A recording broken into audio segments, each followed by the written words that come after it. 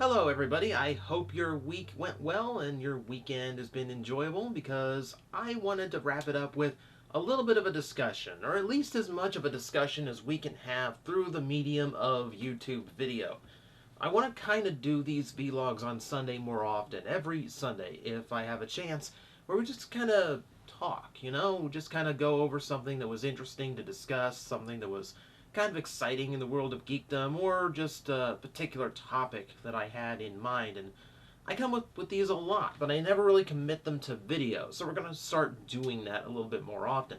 And for a little bit of Sunday discussion, I figured this week there's really no higher discussion point than the Nintendo Switch.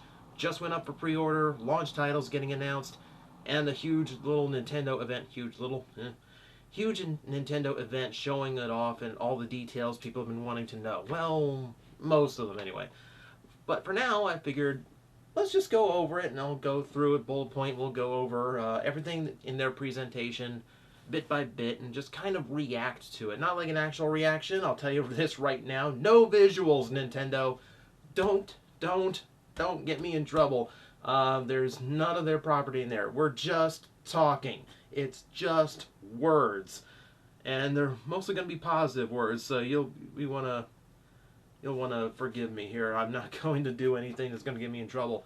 I will tell you this: we are saving all kind of discussions over things like power level and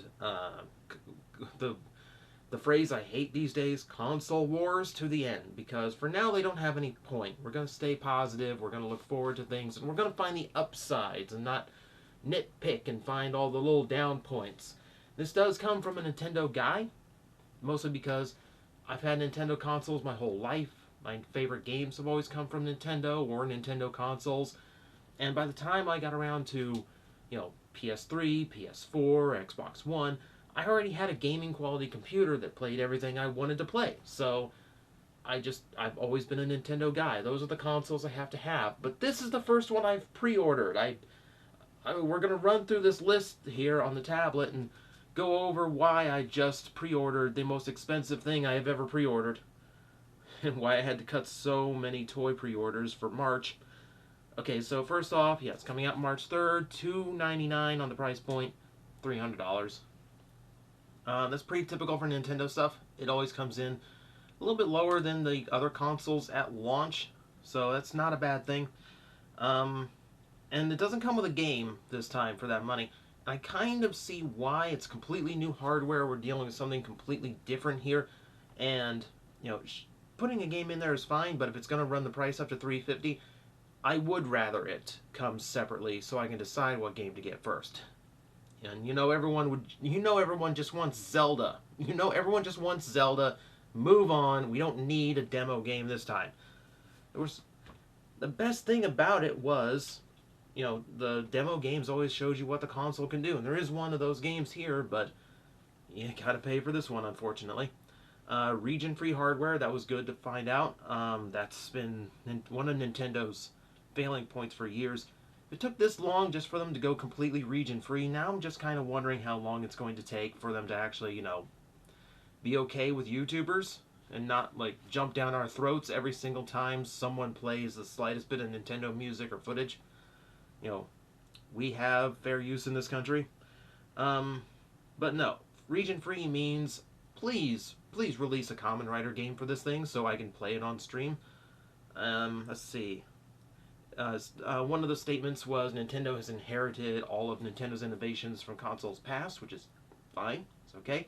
The one thing they didn't mention, they mentioned things like rumble feature, and it's a really sensitive and precise rumble, which is interesting. I actually am curious to see how rumble can be improved in a game. They mentioned a lot of little hardware tweaks because Nintendo generally is the company that innovates a lot of things that all consoles eventually use, from thumbsticks to shoulder buttons. So I'm kind of curious what all console DNA. They didn't mention any innovations that came from the Virtual Boy, I'll tell you that. But the one thing I didn't get any kind of confirmation on was touchscreen, because the DS and the 3DS were in there, and their innovation was the touchscreen. So if there's touch functionality to the screen on like the handheld device, then that'd be cool. But I didn't get any kind of like info on that one, so I have no idea. Uh, yeah, they confirmed the controller's got gyro sensors, which is cool. So we got motion gaming still. It's hardly necessary, but it's there if you want it. Yeah, and then we have like gameplay modes. So the main feature, of course, this is the coolest thing about the Switch, is you have all these different modes you can play. You know, you can play it off your TV with a standard controller. You can attach the controls to the sides of the screen and bring the little one along with you, play it anywhere you want, etc. And you have a handheld mode where you just have the controllers in your hands and play the little screen anywhere you want, which is really, really cool. And there's features to this they don't even mention, like the fact that you don't need the cradle of the controller to hold the two Joy-Cons. You can just hold them wherever. You know, if you want to kick back in like a recliner and just have one hand on each armrest, you know, and just play that way, you could have the most comfortable gaming experience of your life if you really wanted it. That, I think, is a really cool idea. That could really work, and no one really mentions that. But I do love the concept of it, especially with the kind of games that are coming out for it, because you know, things like Mario Kart and fighting games, like Ultra Street Fighter 2, for instance. Someone mentioned the BlazBlue. The next one is coming out for the Switch. Those are the perfect kind of games for this, because not only do you have, you know, connection over Wi-Fi and internet, which is great, you have local connection for up to 8 systems at a time. You can have a full Splatoon 4-on-4 squadron if you wanted to, which is awesome. But things like fighting games, racing games, things that can be played on split screen or on the same screen at the same time are perfect for this, because you take it somewhere someone else wants to play, you whip off the controllers and you play right there. You know, if you run into someone who has theirs, alright, let's sit down, we're playing each other right now. Great. It's social gaming. You know, being able to take it on the road and being able to do that, so cool. And, you know, when I used to have every console, when I was the guy among my friends who had the new console, it was such a pain in the ass to have to unplug everything, plug it all back in at their house, just to show them what the new Street Fighter game looked like. Just to show them like what Ratchet and Clank looked like or something like that. This was such a hassle. If your friend wanted to see what your game was, this is so easy. This makes that so much easier. And it's one of those things where I remember when they were talking about making games coded to each game, to the first system they would plug in. This was Xbox and Sony that were talking about this, which would kill the used game market, which those big companies don't like in the first place. But what it does is it's the counterpoint to that, because rather than just like letting a friend borrow a game to play, you just take it over to their house, play right there, and take the whole system back. You've just demoed the system, and maybe you just gave Nintendo another customer. That's actually really cool from a marketing point and from a feature standpoint. I think it's an extremely versatile way to play. You know, having all those different options of how to control it, the controllers themselves, and all the different ways you can hold the controllers, which we get into when we get into the actual games. Let's see. There is an NF reader in it, so it's amiibo ready. Gyro sensors, so it's full motion like the Wii. Capture button. This was cool. Capturing images and video while you play, being able to instantly take a screenshot of what you're looking at. That's really cool. That's a really cool feature. And this is supposed to be enabled to your smart devices. So if I can send this straight to Twitter, or if I can send this straight to my phone to send wherever I want, that's a really cool thing. Because I've done some really cool things in games on Nintendo, and I would have loved to have shown them off, but I haven't had that option before. Now it looks like I have that option. That I like. See, they did confirm that the little Joy-Cons have L and R buttons. They basically have all of the functionality of a Super Nintendo controller, plus the extra button that's underneath the thumbstick. And the Joy-Con, the full controller does have shoulder buttons and triggers, and some games do use those in certain configurations. So I don't know how useful they'll be when you're just using the little Joy-Cons on their own, but it's nice to know they have options. It's nice to know there's a ton of buttons on this thing, because that was my worry about the Joy-Cons, was that it was just going to be like little tiny, like one of the little games you can only play with like 4 buttons or something like that. The only concern I have left with the Joy-Cons, aside from the size, is like the positioning of the thumbstick on the right Joy-Con, but I don't know. I haven't handled one, so maybe it handles fine. I will have to see. And even if it doesn't, Pro controllers, just, it's a little bit more to carry, but if it improves your gaming experience, you know you're gonna carry it. See, multiple color configurations, that's nice. It's nice that, you know, if I want to go buy some green ones, I can slap some green ones on there. That'll look cool. Helps to tell left and right apart from each other. That's fine. Let's see. Yeah, they have straps now, and I like that the straps add better L and R buttons, which seem to be a much more comfortable position. So that's going to be good too. And there's a motion camera in the right Joy-Con. The right Joy-Con is earning its keep, because that's where the amiibo sensor is too, on top of the rumble functions. These are tiny little controllers that have tons of buttons in them, has very precise rumble features, has a amiibo reader, and a camera. This is a wee bit nuts. Let's be honest here. They've crammed a lot into these little things. And the cameras themselves can actually, the cameras themselves actually can tell how far it is from certain objects. It can recognize certain shapes. So it's going to be interesting to see what they can do with that game-wise. I see that as one of those crammed-in features that a lot of third-party developers aren't really going to get a lot of use out of, but the people who figure out the clever stuff are going to make something really cool out of it. So we're going to have to see on that one. What else here? Yeah, advanced feedback for unique play experiences. That's the precise rumbling thing where it can, like, the big thing was that they said, like, it can mimic the feel of a ice cube shaking in a glass. Interesting. So, like, one side of the controller rumbles when it gets hit, and then the other side of the controller rumbles when it shakes the other way. I don't know if that's how it works. That'd be incredibly precise. Or if it's just, like, varying strengths across different parts of the controller. I don't know. But needless to say, I think the hardware itself looks really, really cool.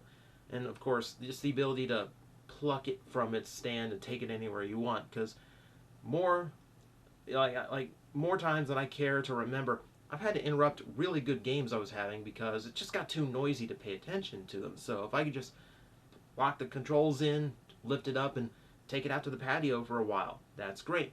The weather was beautiful here today. It would have been really fun to just be able to take, whatever game I was playing and just be able to take it outside, without having to drag my TV out there, which my TV's a 50-inch. That's not an easy thing. So that functionality I really think has a lot of potential. That's really cool. There's a guy on YouTube by the name of Gaijin Goomba, way more popular than me, so a lot of you have probably heard of him. He does really smart videos about culture in video games. And one of the things he mentioned was that the real competition for this, and the real reason for this portable functionality of the Switch, is to compete with the Vita, because in Japan, presentation is everything. So that's one reason why Square Enix stays afloat, because no matter what you say about the storyline, or no matter what you say about the storyline or the characters or whatever about a Final Fantasy game that makes you not like a modern Final Fantasy game, I really don't like modern Final Fantasy games, you can't deny that they make gorgeous games. They go all out to make those games beautiful. So that's why they can do Final Fantasy 13-3 no matter how many people complained about Final Fantasy 13-1 and 2. Because the games are so beautiful, they're going to find an audience. They're going to find sales. That's just how Japan kind of values things. If you know people who are like, graphics are everything. Graphics are everything. This Switch sucks because it's not 4K. Japan is more hardcore than that guy is. So that's how that goes. And Nintendo's never really been able to compete with that, because Nintendo finds success without having to put huge chunks of hardware, huge powerful CPUs into their systems. This kind of competes with that, because now you can take huge games and these very beautiful games, because Breath of the Wild is gorgeous, and take them anywhere you want, and take them anywhere you want. Because a lot of the gaming you see publicly in Japan, and Gaijin knows firsthand because he's seen it, is mostly Vita. And where Vita died a very pathetic death here in the States, still very popular in Japan, has some huge titles in its lineup over there, but they don't have Mario, they don't have Zelda, they don't have Mario Kart, they don't have any of these huge franchises that people have known their entire lives. The cornerstones, the ground floor of video gaming itself. And now they're everywhere. That's what this is for, and that's the market they're competing for. And this might be a brilliant way to capitalize on that and take that market back. Or take it for the first time, really. So that's the hardware itself. I really think it's some of the most versatile video game hardware that I've ever seen. I really like everything it can do. And I love that Nintendo still has a spirit. Even in the face of the Wii U not living up to what it's supposed to be. You know, not living up to the success of its forebearer. One of those words is right. Predecessor. It's not having the success of the Wii is a disappointment, but it didn't scare Nintendo away from innovating. Nintendo always has the guts to do something different and make gaming a new experience for players. That's why I'm loyal to Nintendo, because it's not just about how beefy we can make the hardware, how fast we can make the CPU, how much RAM we can put into it. It's what can we do differently that will make games fun. Because I'll be honest, I've been playing with the same PlayStation's controller since the PS2. Really, since the DualShock came out for the PS1. You know, the biggest change they've made to that controller is adding the touchpad in the middle. This plays differently. This plays new, and that's what I want. So, on to the game reveals. There's some that got a full demo, full everything, and then some that just didn't, some that were just like mentioned. So we'll go through them based on how much we know. The first one was 1-2 Switch, which is basically their Wii Sports. It's a tech demo. It's, look how many neat tricks we can shove into this, and here's this dumb little party game that you can play. Now, the thing is, I think this game would have gone over a lot better if it was advertised better, because the trailer for this is straight out of Nintendo's 90s commercials, where the acting is super cheesy, the costumes are really over the top, and it just looks corny, and they're not really taking this as seriously or showing it for what it could be. This could be a fantastic party game, not just for kids and families, but, you know, adults, adult gamers, a few beers, a late night hour, let's just do stupid stuff. Because the game makes you do stupid stuff, but it's simple stuff that's fun to play and just pick up and just do, and it's very easy to do. They're not complicated games, which is not a bad thing. I just think it was presented really badly. I think it has potential. The idea that you can have video games that aren't played over the screen, that they are played face to face. That's the part of the presentation that really caught my ear, because that's all it said. They said it. But playing a game that you don't have to watch the screen, you have to watch your opponent. That's cool. That's different. That's unique. Okay, sell me with that. And then they didn't really do it. They did it with over-the-top cowboys. So that, unfortunately, did not impress me. It's not the concept, because the concept is solid. It's the presentation of it that I don't think went well. And I would expect that someone else will probably come up with a party game style thing that'll work a lot better than this. This is mostly just a game you buy for cheap on launch day, just so you can get an idea of all the stuff that it can do in small little portions. It's the kind of thing that should have been packed in with the system, but if it's going to charge up an extra $50 for the system, I'd rather it come separately. So that's what it's doing. I can't really argue that. The next game we show off was ARMS. Just simply ARMS. ARMS. This one looked really interesting. I already saw people writing it off as just a dumb motion game. No. I will tell you this. One of the most fun times I've ever had playing a video game was one of the few times I ever got to play a game with my mother.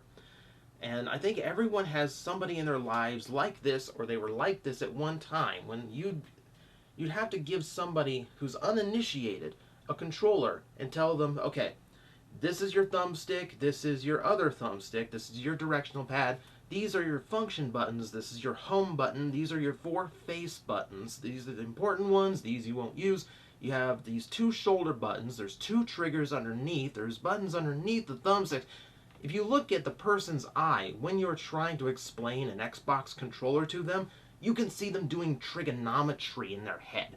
They just can't process it because when they were first introduced to video games at an age when they could understand them, it was B to jump, A to throw a fireball. That's all it was. It was 2 buttons and a D-pad. Or if it was real old school, it's a joystick and 1 button for my Atari fans out there. That's what that's like what my mom knew. So anytime like I could try, look, this is a South Park quiz game. You like South Park. All you have to do is press the button it says on screen for the answer. It's very simple. And she's like, she can't remember because you just can't teach some people how to use such a complicated controller. It's different for me because I grew up with an NES. I started with a D-pad and 2 buttons and 2 function buttons, and we added a few every generation. So I got slowly initiated into having a dozen buttons. Not everyone has that experience, so a game that you can just pick up and play is a good thing. It gets people into games that would otherwise never play them. And especially a game like this, because what I finally got my mom to play was Wii Sports Boxing. And she took to that immediately. She immediately understood it, because you might not understand the layout of a controller, but you understand the motion of your own body. That's the important thing. That's why motion games are important. And we have to remember, Nintendo is the company that made motion gaming so accessible, so popular, everyone else wanted to rip it off. And none of them did a good job of it. So this to me is an evolution of Wii Sports Boxing, which is, for me, more fun than the other games on there. It's like everyone was nuts about the bowling. I liked the boxing game. So this was cool, and it's different. It's unique. Long-range boxing. These are words that exist now. It's a silly idea. It's the kind of idea only Nintendo would think up. And it looks fun, and it looks simple to pick up and play. It seems very easy to understand, and there seems to be some technique to actually how to play successfully. That's the important thing. That's what Nintendo showed us with Splatoon. Simple to play, more difficult to master. That's such a key thing to get right, and Nintendo proved they got it right when they made their own shooter game that was family friendly. And that worked out great. I think this has a lot of potential. I think this is going to be a fun game to play.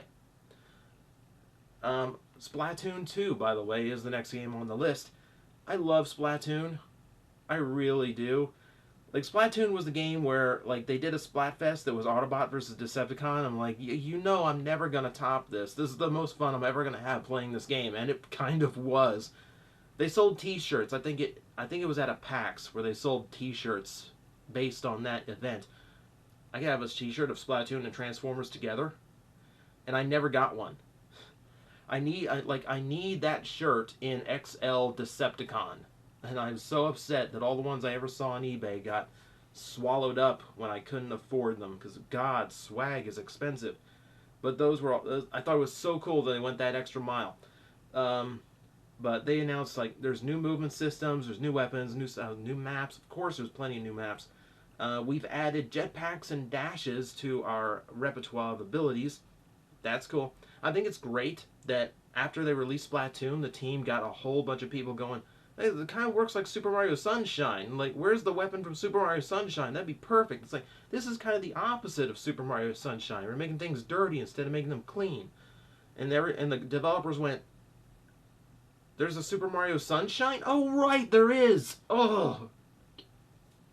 So the first trailer for Splatoon 2 includes a flood-style jetpack. I love that they immediately responded to that and put it in the new game.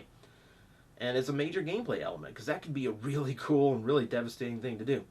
Really looking forward to that. The Pro Control, okay. One of my big concerns with a new Splatoon on a system with only one screen was, what are you going to do about the map? Because on the Wii U game, if you've never played it, the map is vital. Because the map shows you what the score is. If you've never played Splatoon, you're not playing to kill the other team as many times as possible. It's not deathmatch. What you're doing is trying to cover as much of the surface, as much of the turf of the area in your color of ink, more than your opponents. That's a really... And that alone changes the dynamic of how you play so much. And the way they developed developed the gameplay and balanced it makes it surprisingly strategic. Again, it's simple to pick up, very difficult to master, and when you master it, you are really, really friggin' impressive in the game. But it's another one of those games, but it still has that kind of Titanfall feel, where just like painting the surface around you, you're scoring points for your team. So even if you're not doing that well against other players, you can still be an asset to the team. This is the strategy thing that a lot of that is surprising to the game, and it's fulfilling. Even if you're good or you're bad at the game, there's things to do to help the team. That makes it really fun. So I was really happy to see that they did figure out a way for the map to work with only one controller. That's going to be good. You can still use gyro controls. Gyro controls, I think, were the worst thing in the game. I never used them, and I was ranking up 1,000-point matches all the time. And yeah, the typical stuff. New weapons, new ultimates, new clothing, etc. The trailer did show a little bit of one of the Squid Sisters, Callie, but no Marie. No, it's the other way around. It's Marie that they showed, no Callie. Which upsets me because I like Callie better. And it upsets me because I kind of figured, like, splitting the two apart would be kind of the theme they would go with, but to have one completely missing is interesting to me. It tells me that there's going to be a single-player mode to this game. And on a game where the online capacity is the main draw, first, single player is vital. Because once those servers go down, that's all you get. Now that Splatoon 2 is coming out, I'm scared to death of what's going to happen to my game of Splatoon 1, because I love playing Splatoon 1. So maybe they carry the maps over from the last game, maybe they don't, maybe it's DLC later. And DLC for Splatoon has always been free. They added so much to that game and didn't charge a dime for it. Good on you, Nintendo. Kept the game interesting, and it kept you from looking like jerks like a lot of games do with their DLC. So I'm really looking forward to what they've got in store. I'm looking forward to a better story mode, because the story was a little bit thin in the last Splatoon. Yeah, it was one of my favorite games of the last few years. I'm really looking forward to another one.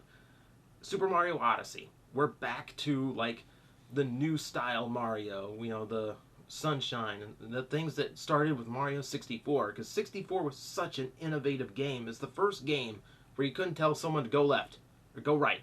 You had to tell them, go over there. Free range motion. The origins of things like sandbox gaming, because that's what it was. Those stages that were just open fields that you had to go around and just find wherever the next star was, that is open world. It's just very tiny worlds. And now we're going to do it again with Odyssey. And they're such different worlds. Like, you got a realistic world. You got a super cartoony world that looks like something out of, like, Samba de Amigo. And there's such, like, possibility with this that I'm really, really looking forward to it. This is the kind of Mario stuff that I really enjoy. And I've been kind of getting bored with, kind of the repetitious nature of some of the Mario game releases. All the classic 2D style Mario games that we've been getting that kind of harken back to the old style but don't really go to it. They have the more linear nature and feel to them, like the Mario 3D Land games do, or the Mario 3D World even. And then like Mario Maker, like side games like that, things that are more casual to play. This is more like, I want 120 stars to collect. I want to play like the new style Mario again. That's what this looks like, and that's what I'm looking forward to. Everyone's going nuts because Mario is like so short compared to like a normal human. Have you seen him next to Peach? Because he runs on the short side to begin with, guys. There's a reason his main power-up is being able to grow. But beyond that, we've seen Mario next to real humans before. It's rare, and it's not in continuity when he does. But go play like Mario is Missing or Mario's Time Machine, the educational Mario games, and you can see where Nintendo originally scaled Mario to real people. And it's about the same as what you saw in the Odyssey trailer. Like, just go look up a screenshot real quick. I mean, you can see it. Nintendo's always made him that small compared to, like, a normal-sized human. And then the cap apparently came to life. That's a little weird. But it worked in Minish Cap. Minish Cap is a really good game that I think a lot of people forget about in the Zelda franchise. But it worked there, and it tells me that, like, similar to, like, Flood, it's mostly going to be a companion piece. It's not like a power-up that makes it come to life or anything. But it does let the cap do some interesting things. And if you're going to make Mario do something new, like integrating his, like, really famous hat into, like, an item or something that looks like you can throw as a short-distance weapon and throw as an extra platform, that's really cool. That's a great way to change up Mario a little bit. It's a way of giving Mario a little bit more mobility in his jumps and a little bit more puzzle in his platforming without throwing in things like double jumping, which I think for Mario would be a little bit of against the spirit of Super Mario. But it's Nintendo, it's a Mario game, and it's not even coming out to the holidays, and it already looks really good. So that I have no doubt is going to be good. I'm hoping to see what like the power-ups in that game look like. Next up was Xenoblade 2. I played a little bit of Xenoblade 1, Xenoblade Chronicles, and I've got Xenoblade Chronicles X for Christmas. I haven't gotten into that one yet because I like my free time where it is right now, and I need it for producing videos and such. So I haven't gotten the chance to play it yet.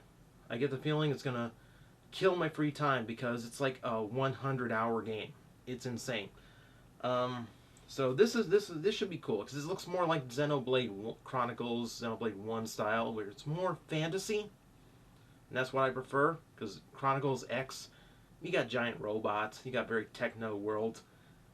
I like the old school. I like RPG style. Like, I like it looking like it came out of Dungeons and Dragons. But not a lot shown on that one, so it's just wait and see.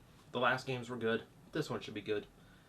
Fire Emblem Warriors. Didn't see a lot of this one either. It's a very quick trailer, not a whole lot of discussion. I've never been big on Fire Emblem. I don't know if this is a new style of game to it or not, or if it's the same tactical style RPG. I don't know. Coming up from Square Enix, we got Dragon Quest X and 11 coming to the Switch. Now, Dragon Quest moved. This goes back to the PlayStation Vita argument, where Dragon Quest, for whatever reason, Square Enix likes being on a portable system. It's why the games moved to the 3DS, because that's where they see a better market for that kind of game. So now coming to the Switch is a huge deal, and that's a very, very popular series in Japan. So I'm really, really anticipating that one, because I really like the Dragon Quest games. They kind of throwback to classic RPG style. Not the Final Fantasy return to grace that I would like, but if I want to go kill a dragon with a sword, I could do worse. And Dragon Quest Heroes 1 and 2 also coming to the Switch, so Dragon Quest is going to be our RPG franchise, I guess. Shin Megami Tensei, or I assume what's going to be a Persona game. I don't really delve into those games much. I've liked what I've seen. I just have never devoted time to actually playing one. But this might get me to do that. Project Octopath Traveler. Now, when you tell me Square Enix is creating a brand new style of RPG for the Nintendo Switch, then I get interested. Because the last time they developed something new for a Nintendo system, they created Bravely Default, which is a fantastic game. And this is apparently an RPG where, by the name alone, indicates it, but they described it as such, where it's trying to formulate a genuine RPG experience where you have massive branching paths, massive different directions you can go in the story, and it's much more open to what you want to do, and don't worry about derailing the plot, because whatever you do, that's where the plot goes, you know?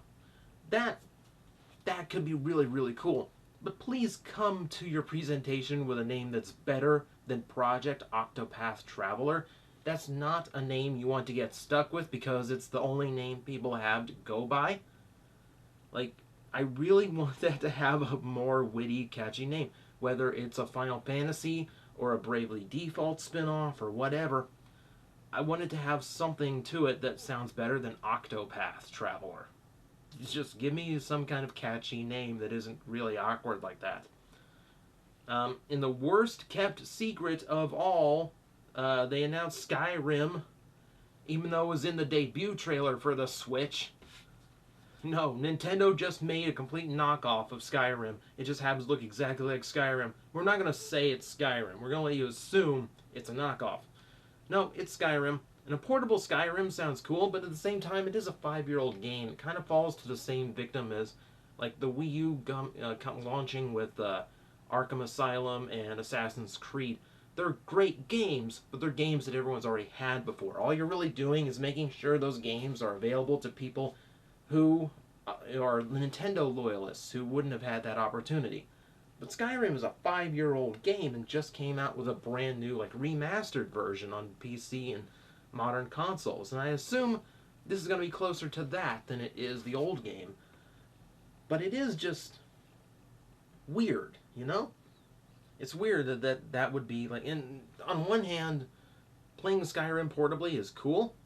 But on the other hand, in portable mode, this thing's only going to have about 2.5 to 6.5 hours of battery life, which is not tremendous, but it is running full HD 60 frame per second games.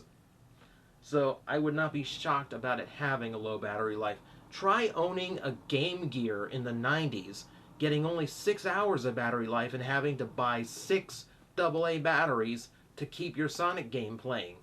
That compared to this is a lot better. But I would suspect that like spare battery packs and like battery life extenders are going to be a very popular accessory for the Nintendo Switch. And I'm sure I will probably buy one at some point because this sounds way better to bring to MetroCon than my 3DS. I don't care about your street passing. I want to be able to play Mario Kart anytime with anyone I run into. Because everyone would fall to me at Mario Kart at MetroCon. I was so upset that MetroCon never did like a Mario Kart Wii tournament. Because I can play that game. I can make that game do backflips if I wanted to. Ask the Shades sometime. That is not an empty boast. So Skyrim, it's an older game, but at least it's cool to be on Nintendo. Whatever. A new No More Heroes came out. I've got No More Heroes 2 sitting over there on my Wii, and it's in my pile of shame. I've never played it. I've never put it in my system. But I've heard great things. I've heard that it's got a lot of roots in Tokusatsu. I heard it does not take itself seriously. I like games like that. I really do want to get into that, but it's another one of those, God, I need the time, and I never have it anymore. But a new No More Heroes should be cool. I look forward to what this system could do with a game like that.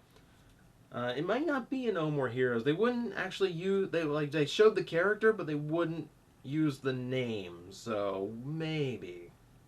It's going to be No More Heroes 3. It just is. They announced EA is bringing FIFA to the Switch. I hope they do something cool with it that proves that they can do those huge sports titles, because things like Madden are gigantic games. And if you can make something interesting with the Switch happen with it, that'd be cool.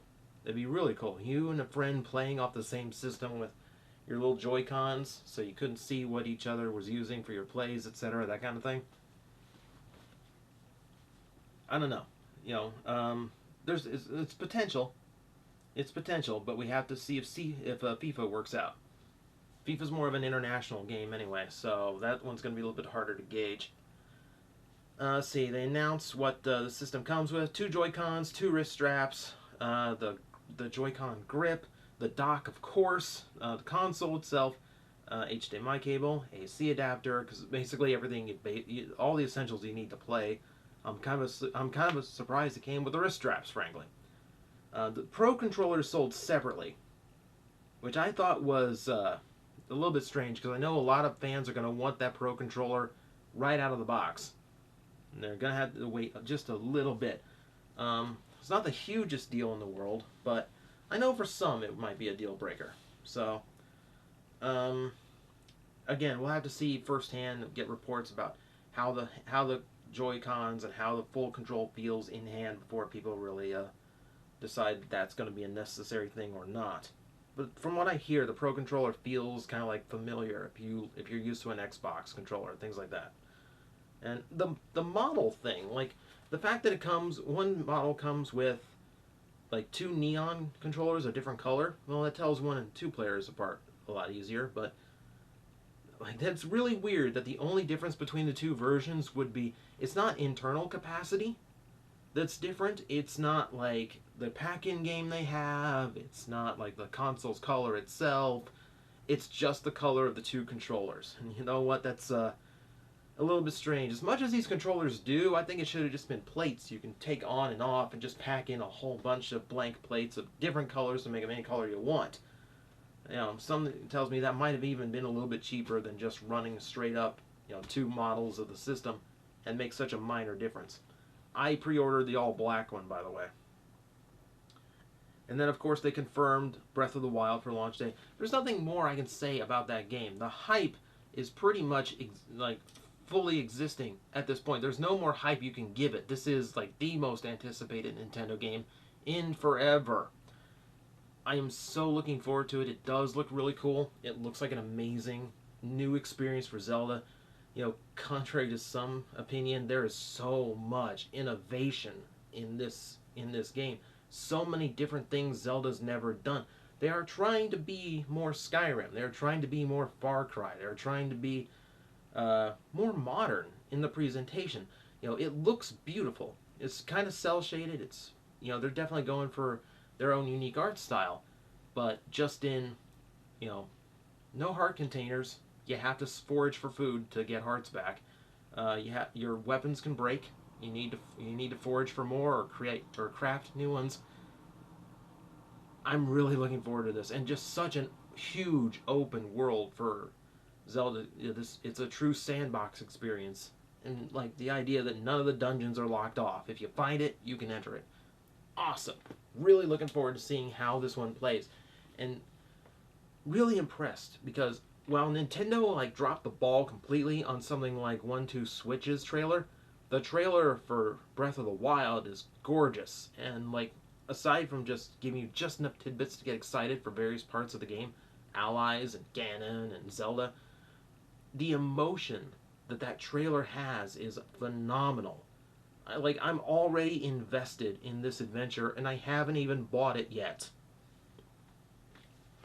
This is really, really cool. I'm really, really looking forward to it. There's really nothing more you can say, because everyone's looking forward to it. This should be incredible. And that's the killer app it needs for launch. Because everyone's just complaining because, well, where's your big titles? Where's your Metroid? Where's your Star Fox? Where's your F-Zero? And they did show a little bit of an F-Zero that's coming out. So that looks cool. And just to get out of the way, they showed off the Ultra Street Fighter 2 as well, just to run down the games again. I think it's really cool that they called it the Final Challengers. This should be, by accounts, the final version of Street Fighter 2 to ever be produced, and to supposedly be exclusive to Switch, I think is a really touching thing, because Street Fighter 2 started as a Super Nintendo exclusive. So to come full circle, to begin its life with Nintendo and end its life with Nintendo, I think is a really cool final touch. I think that's appropriate to give one of the longest running games. If you think about it this way, Street Fighter 2 has had the longest streak of DLC add-ons of any game of history. I think it's really cool that that the game itself might finally end where it started. But I see so many people running it down because the launch titles, there's not many launch titles right now. It's 1-2 Switch, it's Zelda, it's Bomberman, which Bomberman looks cool too. Looking forward to Bomberman. I don't think it needs to. Because Nintendo understands that you have to trickle those things out over spare time. You can't just dump everything into launch day. Because it's Nintendo. If they wanted to launch a Mario, a Star Fox, a Metroid, a Zelda, an F-Zero, a Smash Brothers, and they do it all day one, they could. But they know they can't. It's the same reason blockbuster movies try not to book themselves against other blockbuster movies, because even if you're from the same studio, there's only so much people and your audience can buy at one time. They could have that gigantic lineup of games, but they know they can't reveal everything immediately and can't release it all at once because they're not going to get the impact they need. Right now, everyone cares about Zelda. It is the hyped game. It is the one everyone wants, so it's all you need. From here on out, you hype up the release of Splatoon 2. You go into the release for Mario Kart 8, or reverse those, because I can't remember which is coming out first. And then you go into your hype for Mario. It's just little bit at a time here and there. And we save Metroid and all that for 2018. Or who knows? They might have something up their sleeve. Nintendo doesn't put all the cards on the table. And no console really starts out with a massive wave of heavy hitters, I'll remind you, when the 360 came out, it didn't start with a Halo game. The best game you had was Perfect Dark Zero, And that's not exactly a well-remembered game. As soon as the new Halo came out, everyone went away. No one cared about Perfect Dark Zero anymore. It was the game you bought until Halo came out. So Nintendo's the only system where people kind of dog it for the fact that the launch titles are thin. And I will admit they need to announce a few more launch titles, because they got more games coming out in March, but very few that are coming out March 3rd. Which could be a good or bad thing, but I do think they need to announce a few more, and they need to have a bit of a stronger lineup. I'm more willing to give it a chance because I know they know what they're doing. It's one thing that I've always trusted in Nintendo on, is that they know their market and they know what they're going for. It's one reason I don't get caught up in things like console wars, because guess what? There are none. It's done. It hasn't been a thing in forever because the systems are so different. It's one thing when you're the Super Nintendo and you're the Genesis, and the differences are relatively minor, and developers are making games for both, and they both have their own vibe and their own little quirks, but they're the same game. There's not a whole lot of difference, and the differences became even more negligible when it became Xbox versus PlayStation 2 versus GameCube. You had the same games coming out for all three.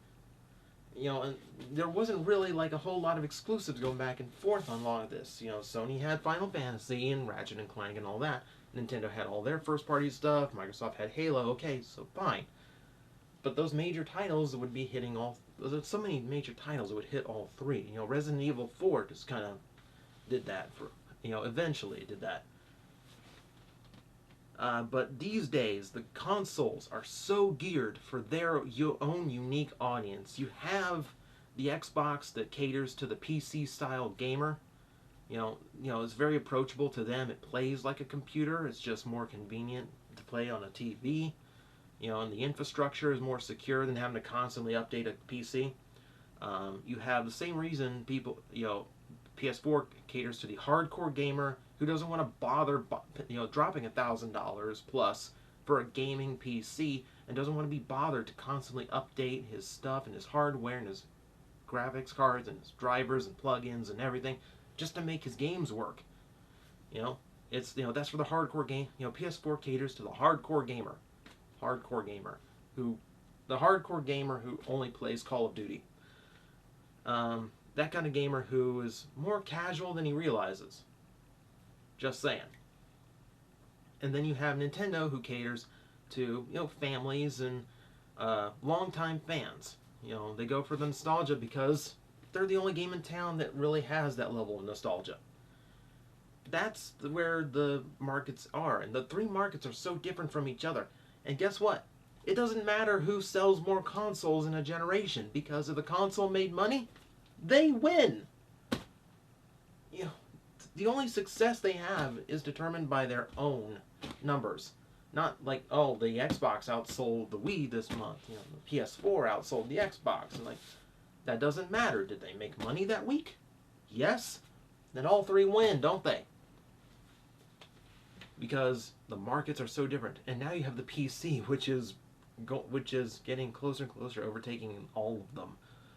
You know, so you have no real console war anymore. I don't feel like you do, because so many people have their systems of choices and they just stick with that. They have their own markets, they go for their own markets, and they all make money.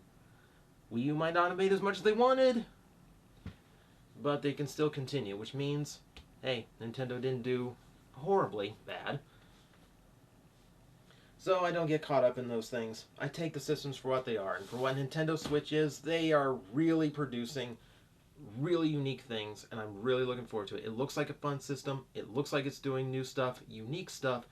That's what I count on Nintendo for, and that's what I'm looking forward to, especially out of Nintendo's massive library that's going to give me good games, guaranteed. So let me know what you think, how you think the Switch is. Try to keep it positive. Be upbeat about this, because it does look like it's going to be a good time playing this thing. What'd you think? What are you looking forward to? What are your favorite games? And what do you want the Switch to deliver to you before it's time for the next Nintendo system? Until then, this has been a really long vlog. Thanks for sticking with me. And hopefully next Sunday, we'll be here again, chatting up something else that just happened to wander into my mind.